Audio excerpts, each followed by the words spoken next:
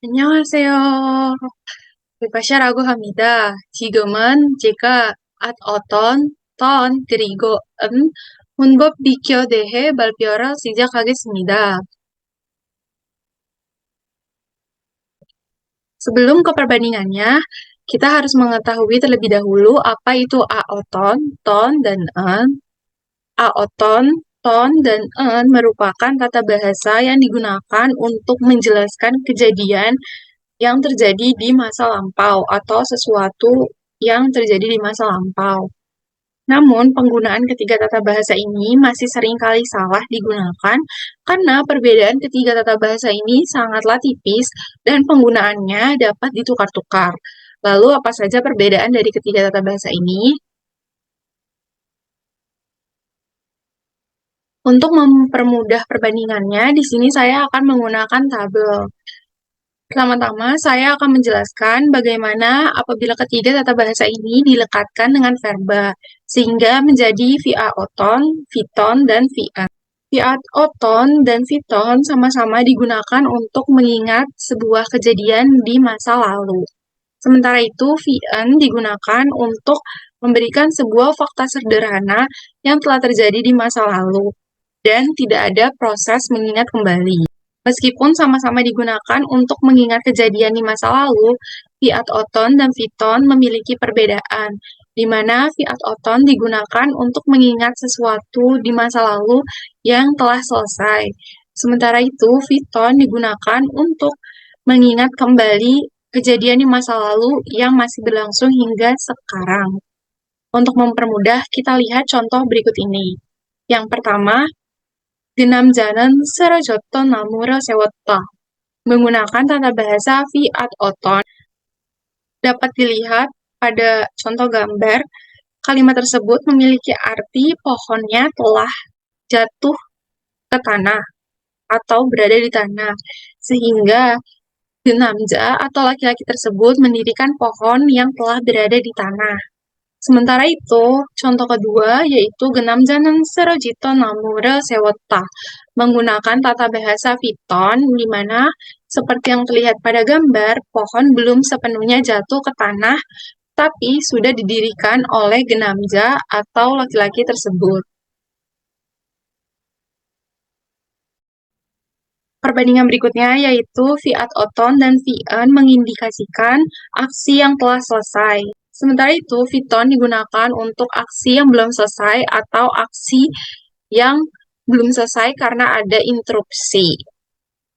Dapat dilihat pada contoh 어제 먹었던 피자를 오늘도 먹었어요. Menggunakan tata bahasa fiat oton, namun memiliki arti yang sama dengan 어제 먹은 피자를 오늘도 먹었어요, yang menggunakan tata bahasa vian, di mana pizza kemarin sudah selesai dimakan sampai habis, tetapi hari ini memakan pizza lagi, yang mana pizza tersebut adalah pizza baru. Sementara itu, 어제 먹던 피자를 오늘도 먹었어요. Menggunakan tata bahasa Viton memiliki arti pizza yang belum habis kemarin atau yang masih ada sisa kemarin dimakan kembali pada hari ini. Lalu, apa perbedaan fiat oton dan vian? Jadi, vian harus memiliki relevansi di masa sekarang. Dapat dilihat pada contoh nega ibn ot. Berarti saya sudah selesai memakai pakaian dan pakaian tersebut masih dipakai saat saya sedang mengungkapkan kalimat tersebut. Sementara apabila dilekatkan dengan oton menjadi nega iboton ot, memiliki arti saya sudah selesai memakai pakaian, namun pakaian tersebut sudah tidak lagi saya pakai saat saya mengungkapkan kalimat tersebut.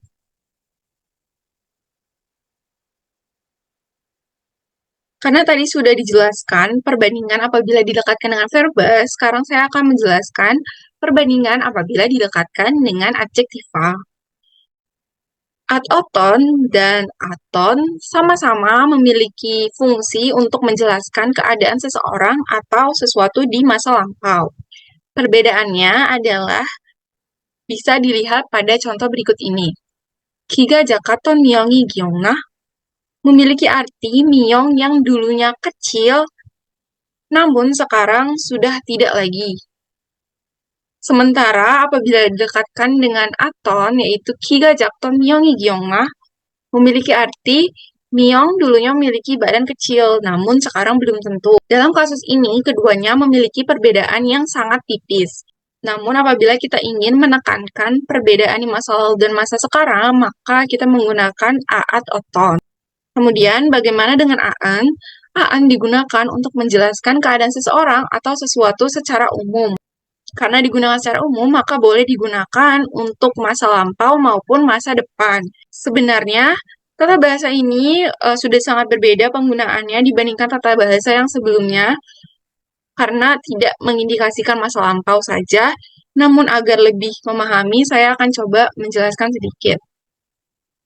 Seperti pada contoh, 큰집으로 이사했어요, memiliki arti, saya telah pindah ke rumah yang besar. Merupakan pernyataan sesuatu di masa lampau, sementara 큰집으로 이사할 거예요 memiliki arti saya akan pindah ke rumah yang besar. Kedua contoh di atas berarti rumahnya, baik dulu maupun sekarang, tetap besar. Jadi, ini tidak memiliki hubungan dengan masa lalu. Sekian presentasi dari saya. Kamsahamnida.